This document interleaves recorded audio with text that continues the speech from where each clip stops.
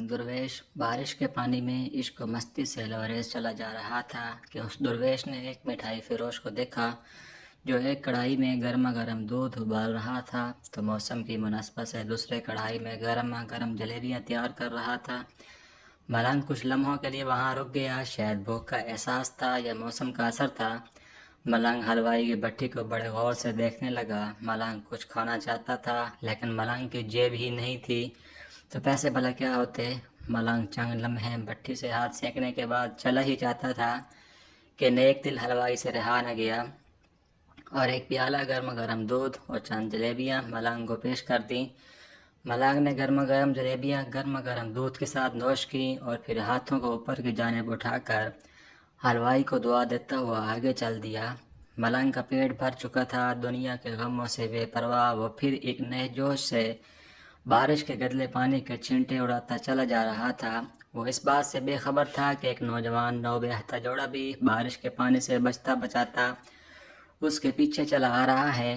یک بارگی اس ملنگ نے بارش کے گدلے پانی میں اس زور سے لات رسید کی کہ پانی اڑتا ہوا سیدھا پیچھے آنے والی نوجوان عورت کے کپڑوں کو بھگو گیا۔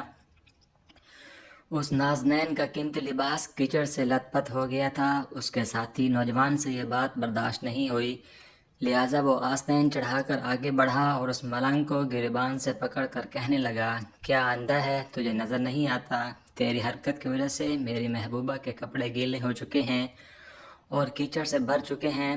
ملنگ ہکا بکا سا کھڑا تھا جبکہ اس نوجوان کو مجذوب کا خاموش رہنا گراں گزر رہا تھا۔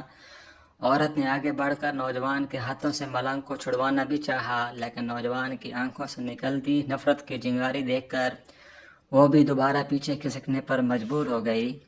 راہ چلتے راہگیر بھی بے حسی سے یہ تمام منظر دیکھ رہے تھے لیکن نوجوان کے غصے کو دیکھ کر کسی میں ہمت نہ ہوئی کہ اسے روک پاتے اور بالآخر طاقت کے نشے سے چور اس نوجوان نے ایک زوردار تھپڑ ملنگ کے چہرے پر جڑ دیا۔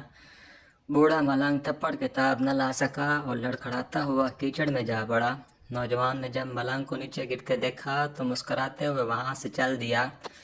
بوڑھے ملنگ نے آسمان کی جانب نگاہ اٹھائی اور اس کے لب سے نکلا، واہ میرے مالک، کبھی گرما گرم دودھ جلیبیوں کے ساتھ اور کبھی گرما گرم تھپڑ، مگر جس میں تو راضی مجھے بھی وہی پسند ہے۔ یہ کہتا ہوا وہ ایک بار پھر اپنے راستے پر چل دیا۔ دوسری جانب وہ نوجوان جوڑا جوانی کی مستی سے سرشار اپنی منزل کی طرف گامزن تھا۔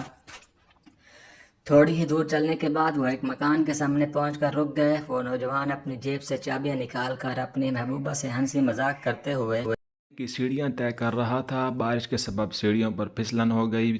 اچانک اس نوجوان کا پاؤں رپٹ گیا اور وہ سیڑھیوں سے نیچے گرنے لگا۔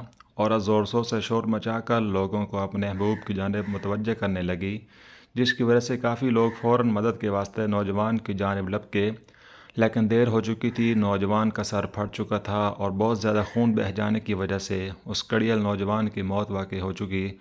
کچھ لوگوں نے دور سے آتے ملنگ کو دیکھا تو آپس میں چہمہ گوئیاں ہونے لگیں کہ ضرور اس ملنگ نے تھپڑ کھا کر نوجوان کے لیے بد دعا کی ہے، ورنہ ایسے کڑیل نوجوان کا صرف سیڑھیوں سے گر کر مر جانا بڑے اچنبھے کی بات لگتی ہے۔